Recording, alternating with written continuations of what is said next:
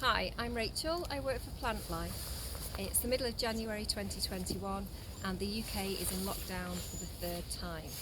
We're all having to take our exercise closer to home, and for me that means here on the Somerset Levels and moors. I live in a little market town.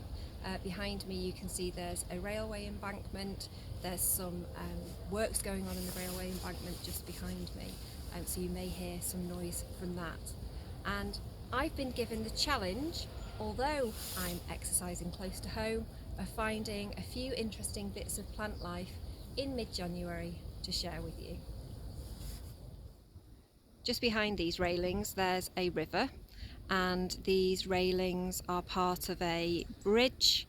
The Somerset Levels is big into water management, so there is an extensive network of ditches and streams and rivers, and it is this rather unenterprising looking wall that I'm going to share with you. Let's get a bit nearer. The top of this wall is rendered, but the bottom part of the wall you can see these exposed stones, and these are limestone. It's a local stone called blue lias, and between the stones is a rather ancient crumbling mortar, and poking out from there we've got some pretty interesting plants that I'm going to share with you. Both of these plants are actually ferns, and this first one, the tinier of the two, is called wall rue. It has these little fronds that have a distinctive shape to them. We describe it as being club shaped, like the club on a pack of cards.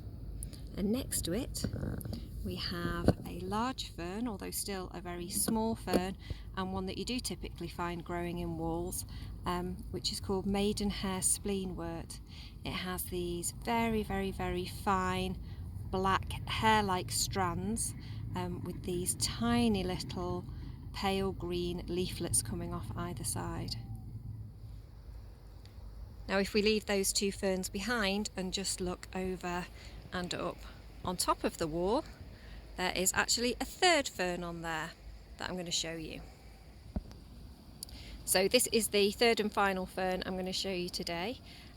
It's the largest of the three, although in the world of ferns it's actually considered to be quite a small fern. It's called the polypody fern.